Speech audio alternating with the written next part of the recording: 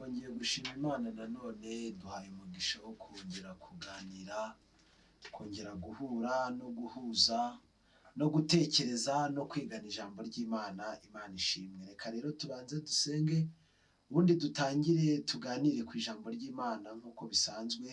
Turagushimiye Mwami Yesu, turagushimiye kuri mwiza, imbabazi zawe ni nziza zihoraho iteka ryose.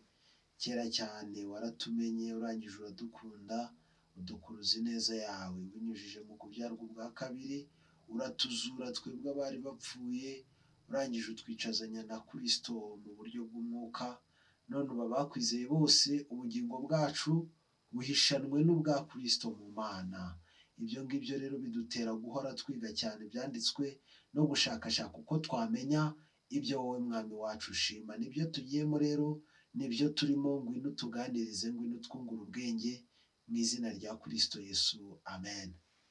Murakoze cyane. Tubanje gushima Imana nanone yiduhaye aka kanya. Tumaze iminsi turimo twiga navuga ngo y'amaseri cyangwa se iri mu byiciro birenze kimwe, ariko ikiri main cyane twarebye cyangwa se twahereyeho byabaye kubyarwa ubwa kabiri. Tureba imiryango ifungurwa no kubyarwa ubwa kabiri, ndetse kandi nanone twongeye tureba neza ibyo gukura k'umuntu wamaze kuvuka. Twarabirebye byose, ndabihamya ntabishidikanya neza yuko wowe mwene data wumva iyi nyigisho, wowe muvandimwe wumvira ijambo ry'Imana, byose bizarushaho kukungura no kugutungira ubugingo. Uyu munsi rero twakagize ibintu byinshi cyane byo kuvugaho, ariko turaza kubisamarayizingira mu nteruro imwe kandi ngufiya ivuga ngo umukristo ushyitse cyangwa se wuzuye cyangwa se uri ku kigero Imana ishaka. Ubundi muri natireroma y'uburyo Imana yabipanze, hari ibyo umuntu asabwa, hari ikosa umuntu asabwa kuba yaranyuzemo kugira ngo abe yuzuye. Ntabwo ibi bintu tubihimba, ahubwo tubikura mu ijambo ry'Imana. Kuko Yohana niwe wabwiye abantu, arababwira ngo njyewe ndababatirisha amazi, ariko hari umuntu uzaza hanyuma yanjye, uwo nguwo azababatirisha umwuka wera n'umuriro. Hari ukuntu rero abantu bajya batwara ibintu igice kimwe, ugasanga yabatijwe umubatizo wa Yohana, tavuga ati ibi ngibi birabaye. Twarabivuze ko Yohana yabatije umubatizo wo kwihana ibyaha, ababwira kwizera uzaza hanyuma ye. Sanga umuntu nibyo koko yihannye ibyaha, ariko haracyaburamo umuriro, haracyaburamo imbaraga za Yesu Kristo. Aka kanya rero tugiye kureba wa muntu wavutse yarangiza agakura. Ese ari ku kigero gishyitse? Bigenze bite? Habaye iki? N'iryari Imana ivuga iti uyu muntu wanjye rwose wawo ari ku kigero gishyitse? Tubonye ibyo Yohana yabwiye abantu, arababwira ati ariko nimara kubabatiza muri Yorodani, ntimugume aha, ntimwicare ngo musinzire, ntimuryame ngo murote. Oya, hari umuntu uzaza hanyuma, nawe muzamusange, kuko azababatirisha umwuka, narangiza ababatirisha umuriro. Rero mu nkundire rwose tuze kureba umukristo ushyitse, umukristo wuzuye, umukristo wakabaye usobanukiwe neza iby'ubwiru bw'ubwami bw'Imana n'iki Imana imushakaho. Muri uru rugendo rw'iby'Imana, Imana ihora idutungura. Imana nishya. Imana uburebure bwayo busumba isi n'ijuru byiteranyije, ntibugira aho butangirira n'aho busoreza. Mbese Imana ihora idutungura, ariko hari ikigero umwana wayo ageraho kavuga ati uyu nguyu noneho namutuma akajya guhindura abandi, uyu nguyu noneho namwizera nkamubitsa amabanga yanjye. Imana yavuganaga na Aburahamu, yavuganaga na ba sogokuruza n'abandi, ikababwira iti nzakora gutya na gutya na gutya na gutya. So rero mwebwe Imana ibaha umugisha cyane. Rero umuntu ukuze, umuntu ukura, umuntu ushyitse, umukristo wuzuye, ushimwa n'Imana n'abantu. Yesu wacu niwe Luka yanditse mu gice cya 1 umurongo wa 52 ahari, haravuga ngo Yesu akomeza kugwiza ubwenge, abyiruka ashimwa n'Imana kandi ashimwa n'abantu.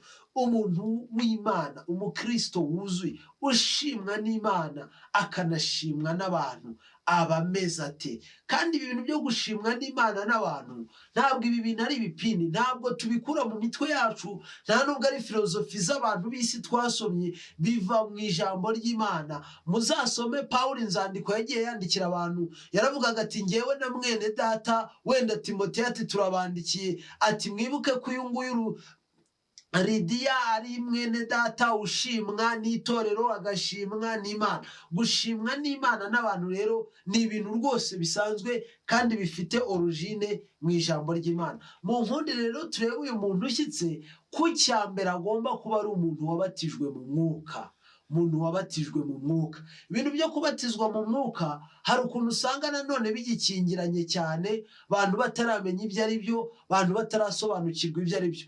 Ariko aka kanya rwose mu byo turi buvuge ku muntu ushyitse ni uko ari ihame kagomba kuba yarabatijwe mu mwuka. Kubatizwa mu mwuka n'ibyo twavuze, Yohana yabwiye abantu atuzaza hanyuma yanjye azabatirisha umwuka n'umuriro. Kubatizwa mu mwuka rero ni ibyo ngibyo tugiye kuvuga. Icyakora icyo cyanditswe cya Yohana cyo tukivuze dutyo, ariko Pawulo yabwiye ngo iki Abakorinto mu rwandiko rwa mbere yabandikiye igice cya 12, iyo usomye guhera ku murongo wa 7 ho turaje tuharebe, ariko turebemo ikintu bita kubatizwa mu mwuka cyangwa se kubatizwa n'umwuka. Urwandiko rwa mbere rw'Abakorinto igice cya 12 umurongo wa 7 kugera kwa 11, Pawulo yaravuze ngo abwirijwe n'umwuka wera umuntu wese agahabwa ikimwerekanaho umwuka kugira ngo bose bafashwe. Umwe aheshwa ijambo ry'ubwenge n'umwuka, undi agaheshwa n'uwo mwuka ijambo ryo kumenya, undi agaheshwa n'uwo mwuka kwizera, undi agaheshwa n'uwo mwuka impano yo gukiza indwara, undi agahabwa gukora ibitangaza, undi agahabwa guhanura, undi agahabwa kurobanura imyuka, undi agahabwa kuvuga indimi nyinshi, undi agahabwa gusobanura indimi. Ariko ibyo byose uwo mwuka umwe niwe ubikorera muri bo, agabira umuntu wese uko ashaka. Twakire neza ijambo ry'Imana.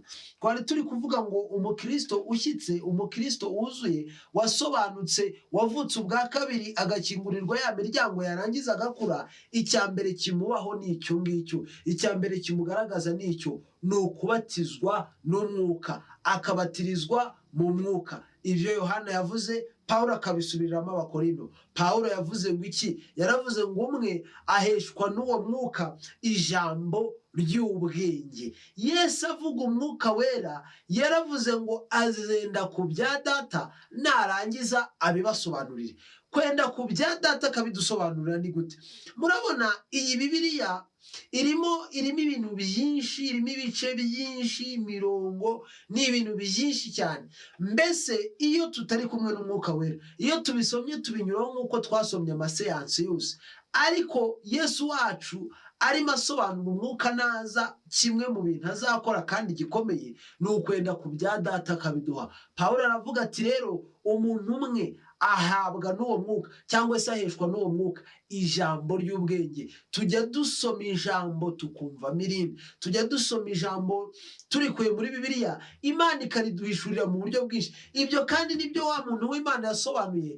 Aravuga ngo hari ibintu byahishwa abanyabwenge, birangije bisobanurirwa abaswa. Ntabwo yari ya ndirimbo ya Theo Mvuga, oya, wenda nayo niyo, ariko origine y'iryo jambo iri mu ijambo ry'Imana. Nurisoma uzaribona. Imana yahisemo kudukirisha ubupfu bw'ibibwirizwa. Kandi nanone Pawulo akavuga ngo kuko ubupfu bw'Imana buruta kure cyane ubwenge bw'abantu. Means that hari ubwenge Imana ifite itanga, ariko abantu bigize abahanga, bigize abacukumbuzi n'abashakashatsi, icyo tubashije no kubagereranya nibura n'ubupfu bw'Imana bubaruta cyane. Nicyo rero tuvuga iyo umuntu ari ku kigero gishyitse ashimwa n'Imana, uwo mwuka wera abasha kumuhereza ijambo ry'ubwenge. Yasoma ijambo muri Bibiliya kavuga ati Imana imbwiye gutya, Imana imbwiye iki kintu nakoze kugira ngo nyihane, Imana imbwiye kino kintu kugira ngo nyishimire, Imana impaye iri sezerano nzarigenderaho. Umuntu ahabwa n'uwo mwuka ijambo ry'ubwenge. Kandi reka mbabwire ibi bintu by'umwuka wera, wenda ku bantu batarabyumva, Yesu yabwiye Nikodemu ngo iki, muri Yohana 3 hahandi twasomye muri 14 na 15, yaravuze ngo ikintu kibyarwa n'umwuka nacyo ni umwuka, ikibyarwa n'umubiri nacyo ni umubiri. bisobanuye ngo iki? Niyo umuntu yavutse ubwa kabiri akabyarwa n'amazi n'umwuka, akabyarwa n'umwuka, nuvuga ngo aba nawe ari umwuka, aba afiteho origine y'umwuka, kuko buriya umuntu abyara umuntu, ihene ikabyara ihene n'ibindi. Buriya niyo mpamvu abantu ku bwa kavukire turi abanyabyaha. Wenda ubwo ngiye kunyura ahandi hantu, ariko iki ngiki nacyo mu cyumva. Pawulo yacyandikiye Abefeso igice cya 2 aravuga ngo ku bwa kavukire yacu ntabwo twari kwemerwa. Niyo mpamvu abantu turi abanyabyaha. Kubera iki?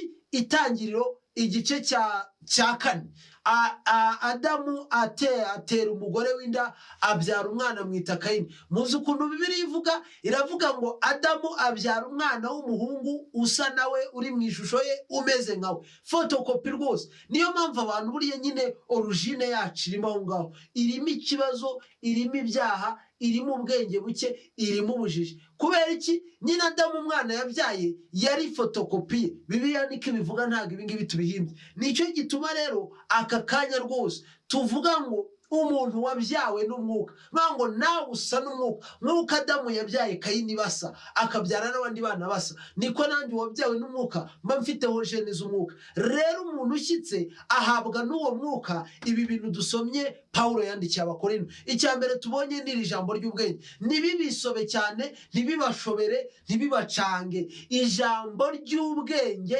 ijambo ry'ubwenge ni iri ngiri, ni Bibiliya, ariko ukarihabwa different from guhabwa Bibiliya. Oya, ijambo ry'Imana rigatura muri wowe, umuntu akaba afite ubwenge.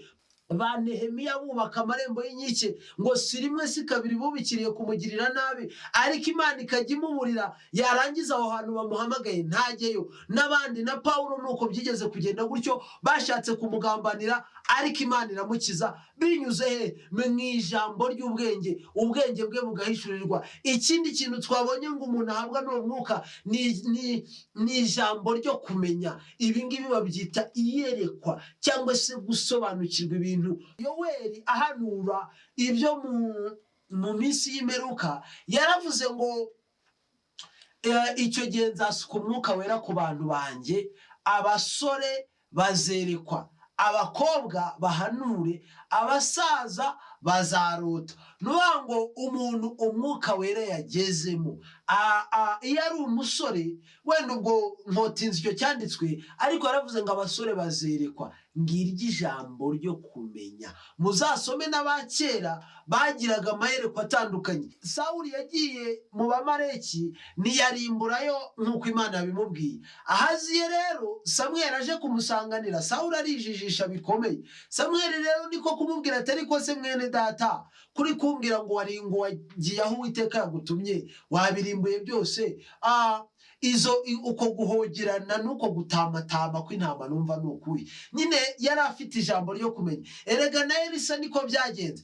Igihe akiza Namani, umugaragu we Gehazi agakurikira Namani, akamwaka bya bintu na za ndamu n'ibindi, akamubwira ati, ese umutima wanjye ntiwajyanye nawe ubwo wakurikiraga wa Musiriya ukamwaka ibintu by'ifeza? Ijambo ryo kumenya, that is iyerekwa. Icyari gitumye mbihuza rero n'uyu mwuka wera Yoweri yaduhanuriye ugasohora kuri Pentekote, n'uba bavutse ubwa kabiri tukaba tumuhabwaho, nuko uyu munsi umusore wizeye Imana abasha guhabwa icyerekezo, abasha kugira vision. Nizeye ko mwibuka neza, wenda bazi Icyongereza bahita babyumva vuba, ko iyerekwa mu Cyongereza ryitwa vision.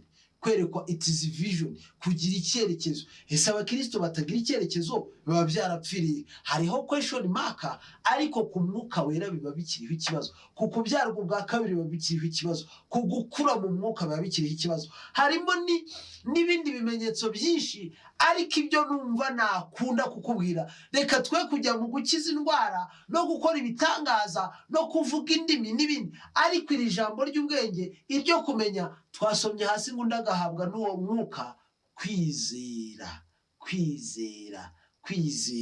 Wasobanuriye Abaheburayo yabwiye ngo kwizera ni ukumenya ibyiringirwa rwose, udashidikanya ko bitazaba. Niko kuduhamiriza ko ibyo tutareba ari iby'ukuri, kandi ngo icyatumye abakera bahamywa neza nuko bari bagufite. Kwizera niko kwatumye bakora bya bintu byose. Ubwo mvuze ba Aburahamu bavuye iwabo, mvuze Nowa wubatse inkuge, mvuze Noke wagendanye n'Imana imyaka 300, ba Gideyoni bahaza amagara yabo. Kwizera niko kwatumye babasha gukora ibyo ngibyo. Erega n'ijambo ry'Imana hari aho ryavuze ku mugore w'umumaraya witwaga Rahabu wari utuye Yeriko, ngo kwizera niko kwarokoye maraya wa Rahabu kuko yakiranye abatasi. Aravuga ati mwa batasi mwe ni karibu. So rero umuntu ahabwa n'uwo mwuka kwizera. Kwizera tuvuze nuko kumenya ibyiringirwa udashidikanya ko bitazaba. Aho hantu hari ibyiringirwa nibyo koko rwose n'ibyiringirwa ijambo ry'Imana n'ukuri, ariko icyamu ukamenya ko muri Yesu ariho ibintu byose bisohorera. Means that kwizera no kumenya Yesu utamushidikanyaho rwose, kandi niko kuduhamiriza ko ibyo Yesu yakoze.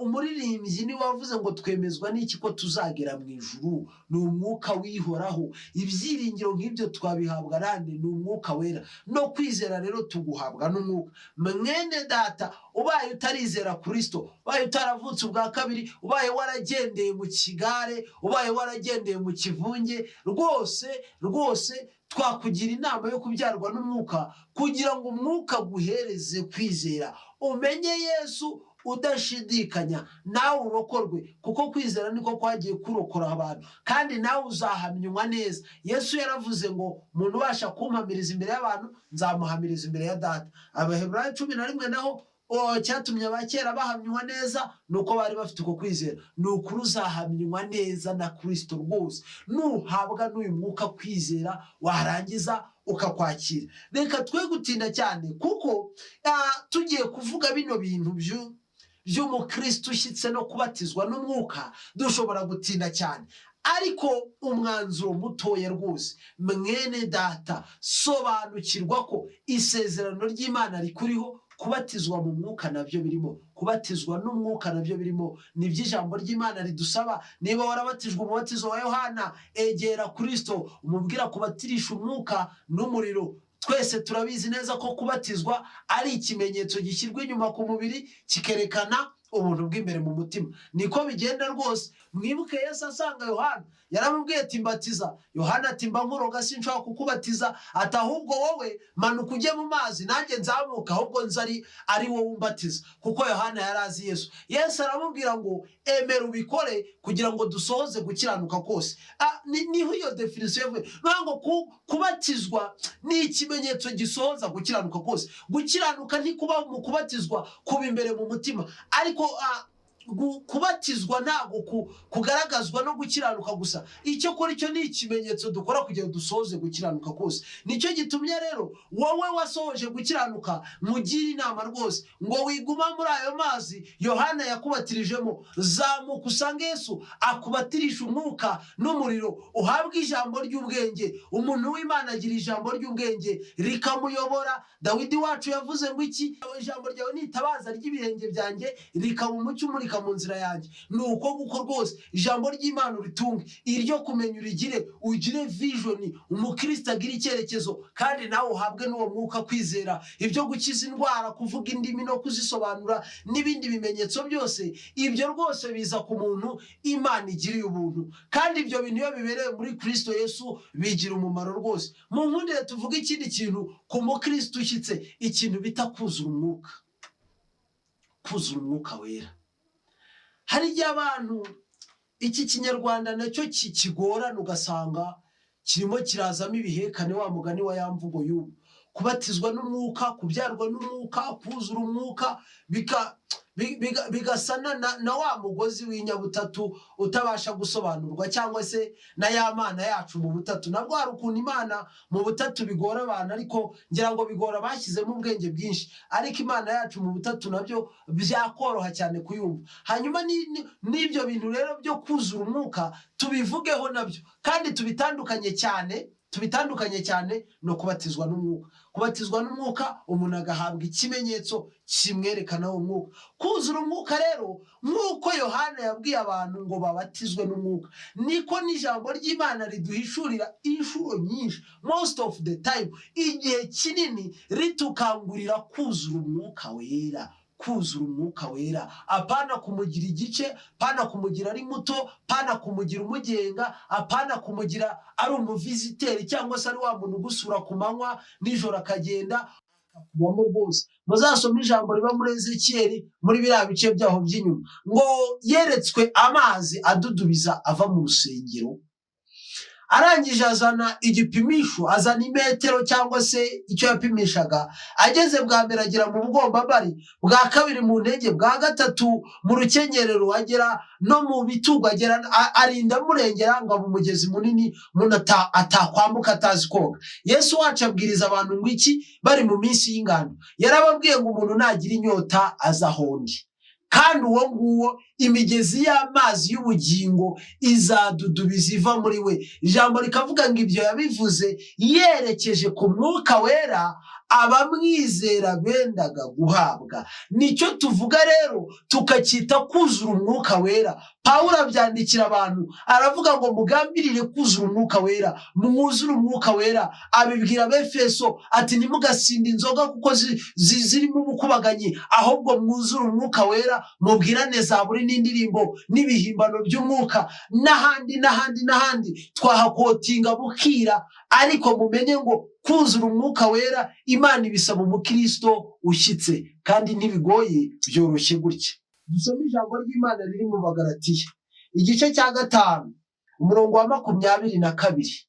Abagalatiya igice cya 5 umurongo wa 22 havuze ngo ariko rero imbuto z'umwuka ni urukundo n'ibyishimo n'amahoro no kwihangana no kugira neza n'ingeso nziza no gukiranuka no kugwa neza no kwirinda. Ibimeze bityo nta mategeko abihana. Abakristo Yesu babambanye kamere n'iruba n'irari byayo. Niba tubeshwaho n'umwuka, tujye tuyoborwa n'umwuka, twe kwifata uko tutari, twenderanya kandi tugirirana amahari. Mwakire neza ijambo ry'Imana. Nanone twari turimo kuvuga ikintu bita kuzura umwuka. Hari igihe twavuga kuzura umwuka tujya tubona abantu iwacu bavuga mu ndimi, bagatitira, bagasimbuka, tukavuga tuti bari abantu buzuye umwuka wera. That is reality, baba buzuye umwuka wera. Ariko kariya ni agace gato cyane tugereranyije n'icyo Bibiliya ivuga cyo kuzura umwuka wera. Ni iki ngiki Pawulo yavuze, kubera yuko nimusoma hasi twirengagije ibintu bya kamere kubera ko atari cyo kigendererwa, atari cyo cyatuzinduye. Ariko nimusoma hasi bya kamere abyita imirimo, ariko iyo ageze ku by'umwuka byo biba imbuto. Kubera iki? Imbuto ziza ku giti cyeze. Igiti kiteze ntigishobora kugira imbuto. N'umwuka wera rero ubaye utamwuzuye, abaye atabaye nka wa mugezi munini Ezekiyeli yeretswe utakwambukwa n'umuntu utazi koga, ntabwo umwuka wera ashobora kugaragaza imbuto ze, ntabwo bishobora gukunda rwose. Ariko kuzura umwuka wera, dore nguku uko Yesu yavuze, Pawulo akagusubiramo, n'ibindi byanditswe bikatubwira kuzura umwuka wera. Ngibi rwose mbuto z'umwuka ni urukundo. Kandi ikintu bita urukundo bantu njya mbona bashobora kuba bacyumva nabi. Nka Pawulo yigeze kwibwirira abantu arababwira ngo naho navuga indimi z'abantu n'iz'abamarayika ariko singira urukundo biba bibaye zeru. Ese Yohana yavuze ngo iki? Udakunda ntazi Imana, kuko Imana ari urukundo. Ese ibyo byose ko birimo bikomeza bivuga urukundo, ijambo urukundo n'ijambo Imana n'ijambo Yesu, dushatse rwose twabiburira itandukaniro. Byose wasanga ari ibintu bivuga ikintu kimwe, ni ukuvuga ngo imbuto. Hanyuma rero icyo twe twita urukundo abantu dukundana, cyangwa se agapeos, urukundo rw'Imana idukunda, cyangwa se urukundo rusanzwe. Hari urukundo rwo mu maraso, ariko hari urukundo rwo mu maraso, umubyeyi n'umwana, abavandimwe, gutyo. Urwo ngurwo narwo rurahari. Ariko hari n'urundi rubasha guhuza umuntu n'undi. Ni rumwe Pawulo yajyaga yandikira Filemoni, kavuga ngo bibe bityo mwene data unduhura umutima, ugasanga yabaye nk'umuvandimwe. Kubera iki? Bahujwe gutyo n'amaraso ya Kristo. Izo nkundo zose rwose zirahari, ariko izo nagace gato cyane k'Imana. Reka mvuge gutyo, kuko Imana niyo rukundo, ni rw'uru rukundo Bibiliya ivuga. Icyakora nanjye ngukunze urwo ruba ari urukundo, ariko ari nk'agace kamwe mu duce ibihumbi byinshi n'amamiliyaridi menshi kenshi ka rwa rukundo rwuzuye ari rwo Mana. So rero ikintu cya mbere, imbuto z'umwuka ziragaragara, itizi urukundo. Niba nta rukundo rukurangwaho, nta n'agace na gato ufite ku Mana. Ikindi ni ibyishimo, ikindi ni amahoro. Hari n'ibindi byinshi, ariko mu nkundire tudevelopemo imbuto nk'eshatu, tugire nk'eshatu tuvugaho. Hari ikintu bita amahoro. Hari story nasomye iransetsa, iranantangaza, ariko nkiseka Imana nayo iranseka. Nayisomye mu gitabo cyo Kuva igice cya 16. Abisirayeli bageze mu butayu bahuye n'ibintu batari biteze. Icya mbere ngira ngo bumvaga bazagenda nk'iminsi 2 ibiryo bajyanye bikabageza i Kanani, ariko birangira bihindutse nyine. None Imana ihitamo rero kubakorera ibitangaza, reka mvuge gutyo, ibagaburira manu, ibahereza manu. Umunsi yabamanuriyeho manu, yabahaye n'amategeko n'amabwiriza biri mu Kuva 16. Irababwira iti rero izi manu, Bisirayeli mwe, bana banje mwe, mujye mugenda mutoragure izo muri bumara uwo munsi. Niba murya ikiro kimwe, utoragura ikiro kimwe. Niba urya 2, utoragure 2. Kubera yuko ni njyewe uzajya uzibagaburira, mu gitondo muzajya mujya kuzitoragura. Noneho iravuga ngo kuwa nyuma w'isabato, kuwa 5, mujye mutoragura iby'iminsi 2, kubera ko ku isabato ntago manu zizajya zimanuka. Reka rero mbabwira akantu k'agakoryo kabaye kakansetsa kakanantangaza. Abisirayeli, hari umuntu wabagazi ko afite abana 2, undi akaba afite abana 5 n'urugero. Wenda reka tuvuga ko ufite 5 baryaga ibiro 5, ufite 2 bakarya ibiro 2. Ufite 2 rero, abantu wa 5 azanye ibiro 5. Aravuga ati ariko none ejo bitaza bya biryo, aragenda nawe yora ibiro 5. Kandi Imana yo ubwayo yarivuge ngo ujye utoragura ibyo uri bumare. Hanyuma abantu buriya abantu nibitangaza, abantu bagusetsa, kubera yuko abantu iteka ryose tugira ikintu bita niba nabyita gushyira ubwenge bwinshi mu bintu, cyangwa se kwizera guke, expecting niba baravuze batari ko se ejo biramutse bitaje byagenda bite, arabiyora. Uwabiyoye muzi uko byagenze, ejo byabyutse byaboze bihumura nabi, harimo na za mikorobe n'ibindi bintu nk'ibyo byose byaboze. Hanyuma kuri ya sabato Imana yabwiye ngo batoragure ibikubye 2, kuko ku isabato bitari buze, barabikoze rwose. Ariko no ku isabato Mose arimo aritemberera avuye kuramya Imana, avuye mu isabato, avuye gutamba ibitambo, abona kubitanye n'abantu n'imifuka n'amamverope n'ibiki, baje gushaka manu. Arumirwa, aravuga ati ariko abantu Abisirayeli twabaye dute, mwabaye mute? Ejo bundi mwayoye iby'iminsi 2, Imana yababwiye kuyora iby'umunsi umwe, none n'ubu ku isabato mwikoreye imifuka. Ubu nimushaka gushyirisha iteraniro urubanza. Nyiri guseka rero Abisirayeli, ndi kuvugana abantu burya wa mugani nibabaya wa mugani wa yandirimbo, nyiri kuvuga ibyo Imana yarambwiye ariko se kuri guseka bari abantu mwebwe uyu munsi bimeze bite? Ko Yesu wacu yavuze ngo nimugahangayike ngo tuzarya iki cyangwa tuzanywa iki cyangwa tuzambara iki, bimeze bite?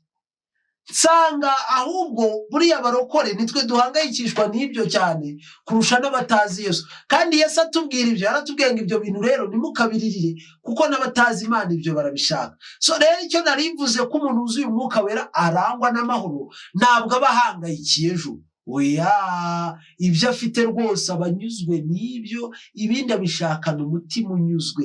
Ngewe nisomeye ijambo Paulo yabwiye Timoteyo, aramubwira ngo cyo kora mwana wanjye rwose, icyo akora kubaha Imana iyo gufatanyije n'umutima unyuzwe kugira inyungu nyinshi. Hari abantu bazubaha Imana bakabura umutima unyuzwe bikabarimbuza. Ijambo naryisomeye muri Bibiliya ati kuko gukunda imiya ari umuzi w'ibibi byinshi. Hari benshi bazirarikiye barayoba. Hari ukuntu ibintu by'isi cyane cyane amafaranga biba umuzi w'ibibi byinshi, bikaba umuzi wo kubura amahoro kwa benshi. Tubabujije rwose gushaka iby'uyu mubiri n'iby'ubu bugingo, ndetse munamenye neza ko roho nzima itura mu mubiri muzima. Itiziriyo roho nzima itura mu mubiri muzima. N'imibiri yacu ni insengero za Kristo, umwuka wera nimwe atura. Nizo twifashisha dukorera Imana. Imibiri yacu tujye tuyifata neza uko dushoboye, kose, ariko tunasobanukirwe neza ko tudakwiriye kubaho duhangayitse twibaza iby'ejo. Umuntu wuzuye umwuka rero uretse kugira urukundo, uretse ibyishimo, amahoro aba ari nayo. Kandi andi mahoro twebwe abantu b'Imana tugira nayuko turi saved by blood of Jesus, nayuko tuzabona Imana niza. Mbese mu yandi magambo, hari ukuntu tuba twumva rwose ibyaremwe byose uko bitegerezanya amatsiko umunsi wo guhishurwa k'umwana w'intama, natwe ayo matsiko tuyafite, tuvuga tutari ko Yesu umunsi uzaza bizaba bimeze bite, ko bizaba biryoshye. Ariko se udafite ayo mahoro, udafite ibyo byiringiro, utaravutse ubwa kabiri, ese aho ngaho ntiyabahangayitse avuga ati umunsi Yesu yajera, ese ataje n'urupfu rukagira, ese nsoje urugendo rwanjye bimeze bite? Kandi ibyo si byo bituma reka tubabwiriza ngo mukizwe, si byo bituma tubasaba kubyarwa ubwa kabiri. Oya, nuko babyawe ubwa kabiri bitugirira umumaro tukiri no muri ubu buzima, tuba tumeze neza. Ibyo byishimo, ayo mahoro, urwo rukundo, uko kugira neza, ibyo byose bidafite amategeko bihana, ibyo byose bituzaho tutazi n'ukuntu bigenze, kubera yuko Yesu bifite abizana muri twe. Kandi ibi by'isi abantu birukaho, abantu bahangayikira, ndagira ngo mbabwire ngo umugabo witwa Yakobo wa muhungu wa Isaka akaba uwa Aburahamu. Yakobo yashatse ibizatunga urugo rwe imyaka 21. Yamaze imyaka 21 kwa Labani. Ariko Esawu mukuru we, cyangwa se ba Aburahamu, cyangwa se Isaka se, ise yabihawe ijoro rimwe. Aburahamu yatumye igisonga cye kujya gusabira Isaka umugeni, baramuzana, aravuga ati akira ihene, akira intama, akira inka, utunga urugo rwawe, ujye unatamba n'ibitambo. Ariko Yakobo kubwo kuriganya umugisha we, ntabwo mvugishijwe, uriya mugisha Yakobo yibye wari umugisha we, niko Imana yari yaravuze, iravuga iti umukuru azaba umugaragu w'umuto. Ariko Yakobo ntiyagombaga kubinyuza muri ziriya nzira, uriya mugisha yibye yari uwe. Ndetse rwose iyo yicara agatuza, akagereka akaguru ku kandi, akifata mu mifuka, umugisha wari buze atazi nuko bigenze. Ariko yashyizemo akantu ko kwirwanirira, nyine bigenda kuri, kubera ko yibye rero umugisha we, byarangiye ubutunzi buzatunga urugo rwe n'ibindi yabisipendinzemo imyaka 21, mu gihe Isaka yabihawe ijoro rimwe, kuko yabaye umwana mwiza wumvira. Ariko muzasome Yakobo ashaje, igihe Yosefu amushyira Farawo, biri mu itangirira ibice by'inyuma. Farawo yamubajije imyaka ye, aravuga ngo imyaka y'uruzerero rwanjye ni 127. Ati kandi iyi myaka ibaye mike, inabaye mibi, ntaho ihuriye n'iya ba sogokuruza. Kubera iki? Yabaye hatakaza igihe, aspendinga igihe mu bintu atarakwiriye guspendingaho igihe. Niyo mpamvu rero tubagira inama ngo mwebwe mwuzure umwuka. Aya mahoro tubujijwe n'iby'isi rwose, icyakora Yesu ntabwo tumwizera ngo aduhereze ubutunzi, ariko yaduhaye access k'icyo tuzamwifuzaho cyose azakiduha. Rero mu nkundire n'iki kintu cyo kuzura umwuka wera, tukivuge gutya, tugikonkurudinge gutya, uwuzuye umwuka wera agaragazwa n'imbuto z'umwuka. Icyakora kandi nanone ibi bintu byose tuvuze bizira muri Kristo Yesu. Kandi mu nkundire nanone tuvuge umukristo ugeze ku iherezo ry'urugendo, umukristo wavutse ubwa kabiri. Imiryango y'umuntu wavutse ubwa kabiri ikamufungukira, agakura neza ku gihagararo cya Kristo, yarangiza akabatizwa n'umwuka, yarangiza kuzura umwuka. Iyo ashoje urugendo bigenda bite? Arangiza turi urugendo, hari intwari zo kwizera, tugoswe n'igicucu cy'abahamya bangana batyo, aba Pawulo, ba Timoteyo, ba Petero n'abandi bose banyuze muri iyi nzira. Hari indirimbo twajyaga twumva mu minsi yashize ngo aha turi none hahoze abandi, ngo nitubigumemo neza. Ni nk'uko kose nyine abantu banyuze muri izi nzira turimo tubabwiriza. Ese urugendo barusoje bate? Ni abantu benshi, namwe intwari zo kwizera murazizi, ariko mu nkundire rwose tuvugemo nka 3 cyangwa 2 cyangwa 4, uko igihe kibitwemerera niko tubivuge. Ejo twavuze iby'umugabo witwa Samweli, uriya muhungu wa Hana mu isezerano rya kera. Samweli wa mbere 19 umurongo wa 18 n'uwa 24 agiye mu kiruhuko cy'izabukuru asoje umurimo w'ubuhanuzi amaze kwimikira Abisirayeli umwami akabimikira Sawuli n'abahungu be aribo bakora umurimo nubwo batari bakijijwe neza nkawe.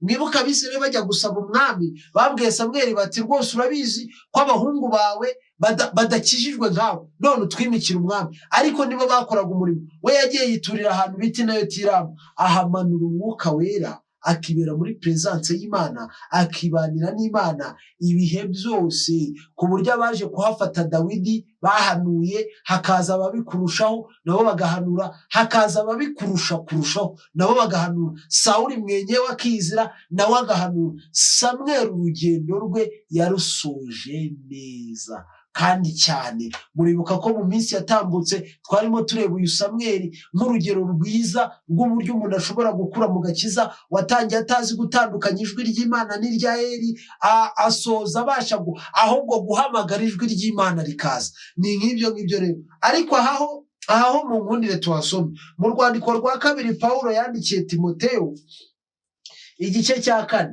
Mu rwandiko rwa kabiri Pawulo yandikiye Timoteyo igice cya 4, Pawulo yabwiye ngo iki Timoteyo guhera ku murongo wa 6. Yaramubwiye ati kuko jyeweho maze kumera nk'ibisukwa ku gicaniro, igihe cyo kugenda kwanjye kirasohoye. Narwanye intambara nziza, narangije iby'urugendo, narinze ibyo kwizera, ibisigaye mbikiwe ikamba ryo gukiranuka, iry'umwami wacu umucamanza utabera azampa kuri urya munsi. Nyamara si jye jyenyine, ahubwo n'abakunze kuzaboneka kwe. Gira umwete wo kuza aho ndi vuba. Dema yaransigiriye kuko akunze iby'iki gihe cya none ajya i Tesalonike, Kreskenti nawe yagiye i Galatiya, naho Tito yagiye i Dalumatiya. Luka niwe wenyine ukiri kumwe nanjye. Shaka Mariko umuzane kuko angirira umumaro wo kunkorera. Ariko Tukiko namaze kumwohereza muri Efeso. Nuza uzaza n'umwitero nasize i Tirowa kwa Karupo n'ibitabo, ariko cyane cyane uzazane iby'impu. Alexander umucuzi w'imiringa yangiriye inabi nyinshi. Umwami wacu azamwitura ibikwiriye ibyo yakoze. Nawe umwirinde kuko yarwanije amagambo yacu cyane. Mwiburana ryanjye rya mbere ntawe ampagarikiye, ahubwo bose barampanye. Ntibakabibarweho. Nyamara umwami wacu yarampagarikiye arankomeza kugira ngo ubutumwa bubwirizwa n'akanwa kanjye butagabanije abanyamahanga bose babwumva. Nuko nyirakanwa k'intare, kandi umwami wacu azankiza ibibi bangirira byose, andindire kugira ngo anjyane mu bwami bwe bwo mu ijuru. Icyubahiro kibike iteka ryose. Untahirize Priskila na Akwila n'abo kwa Onesiforo. Erasto yagumye i Korinto, ariko Tirofimu namusize i Mileto arwaye. Gira umwete wo kuza igihe cy'imbeho kitarasohora. Euburo aragutashya, na Pudenti na Lino na Kilawudiya na bene data bose. Umwami Yesu abane n'umutima wawe. Ubuntu bw'Imana bubane nawe. Mwakire neza ijambo ry'Imana. Basomeye intashyo za Pawulo kuri Timoteyo, ariko narindi gushaka uko dukuramo iki kirimeyini ku mukristo wavutse ubwa kabiri agakurira hahandi akabatizwa n'umwuka, abatirijwe mu mwuka akanuzura umwuka. Ese mwisoza ry'urugendo rwe bimeze bite? Pawulo yarondoreye Timoteyo, amurondorera abantu bamutereranye. Yavuze bo badema abangaba ko bamusize bakigira i Korinto kuko bakumbuye iby'isi.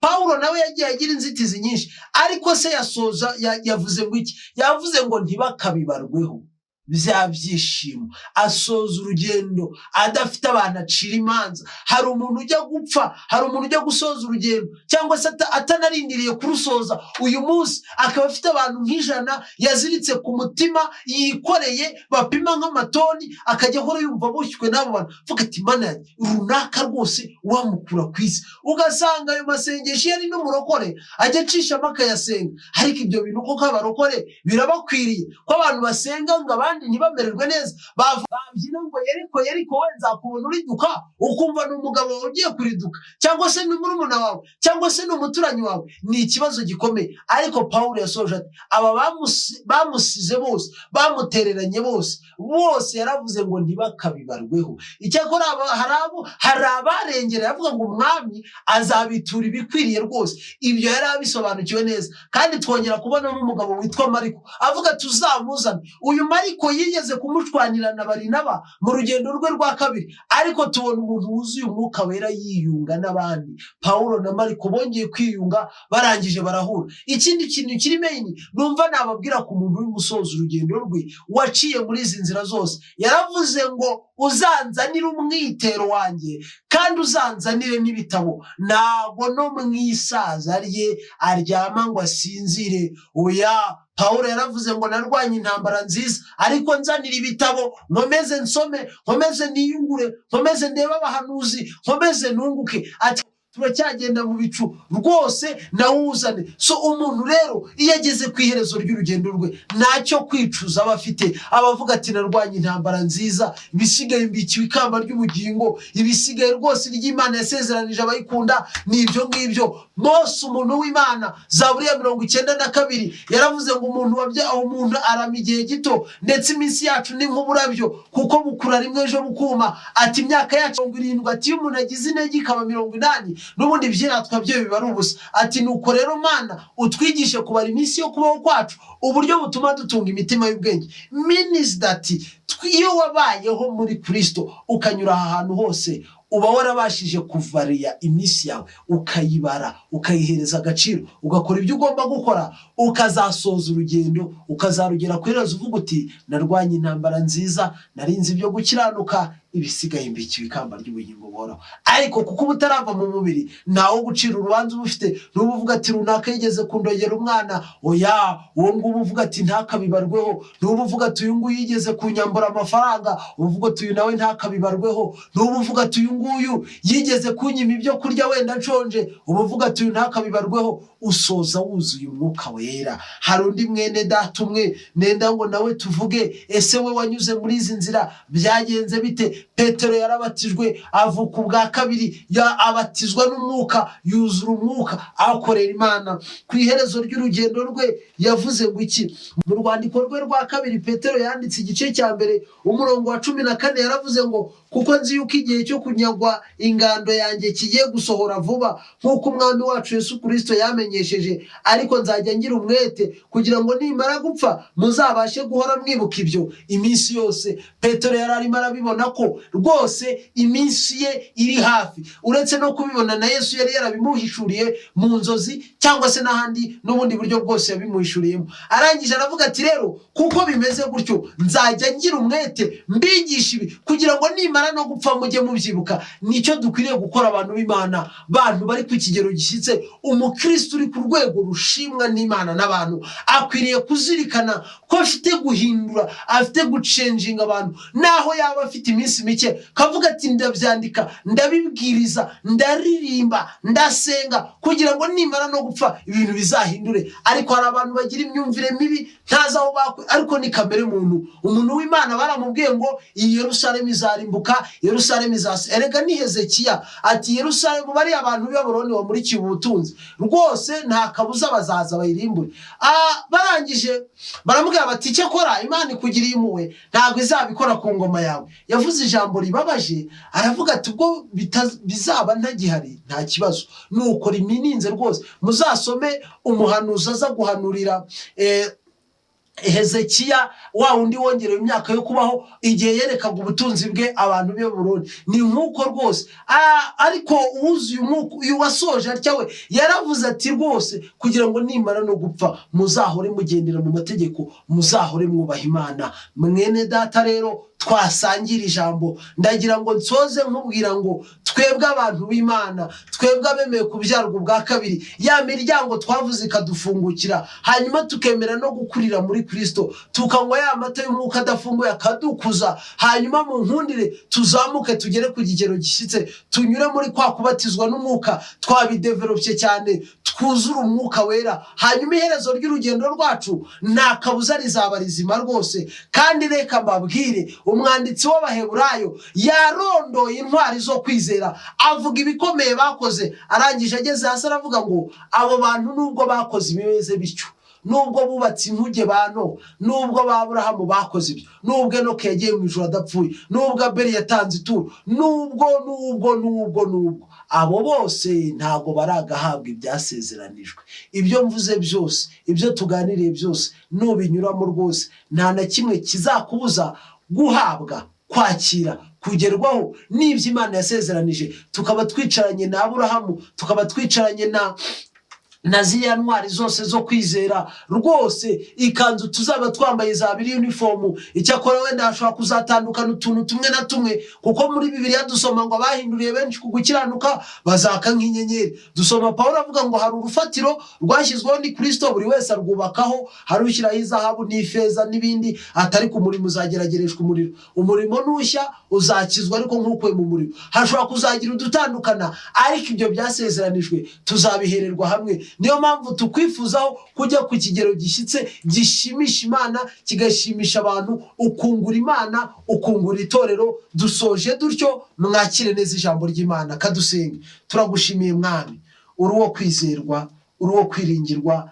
Kera cyane abantu bawe baragukunze, bamaze kugukunda bahitamo kugukurikira, bamaze kugukurikira bahitamo guhara ibyabo, bamaze guhara ibyabo bahitamo no gutanga ubuzima bwabo kubw'umusaraba. Abo tuvuga ni ziriya ntwari zo kwizera, n'ababera, n'abatagatifu, n'abemeye kugusenga, n'abemeye guhara amagara yabo. Abo ngabo rero iyo tubatekereje turavuga tutubwo tugoswe n'igicucu cy'abahamya bangana batyo, dukwiriye kwiyambura ibituremerera n'icyaha kitwizingitirizo nk'ingoyi. Ndasengera mu izina rya Yesu, umuntu wese ubasha kumvira ijambo, uzaryumva, uzaribona, uzaritekerezaho, ngo mu izina rya Yesu nawe uzamushyire ku kigero gishyitse, uzamubatize mu mwuka. Ni wowe ubatiza abantu mu mwuka. Yohana niko yatubwiye, uzaza hanyuma yazabatirisha umwuka n'umuriro. Uzatwuzuza umwuka, kubera yuko ziriya mbuto z'umwuka zigirwa n'umuntu wuzuye umwuka. Kandi Mwami Imana, uru rugendo tuzarusoza nta kabuza. Pawulo yararushoje, Petero ararusoza, Timote yaragenda, ba Samweli bararenga. Natwe niko bizagenda. Uzadukundire tuzasaze ntacyo kwicuza dufite, tuvuga ngo ibyo twagombaga gukora twarabikoze. Tuzasaze tuvuga ngo twarwanye intambara nziza, sigaye tubikiye ikamba ry'ubugingo. Kandi tuzasaze tubwira abantu abaduhemukiye ngo ntibakabibarweho. Ntituzasaza n'imijinya, ntituzasaza n'inzika, oya, ahubwo tuzabe twuzuye umwuka. Umve gusenga dusenze kose mu izina rya Kristo Yesu. Amen. Amen.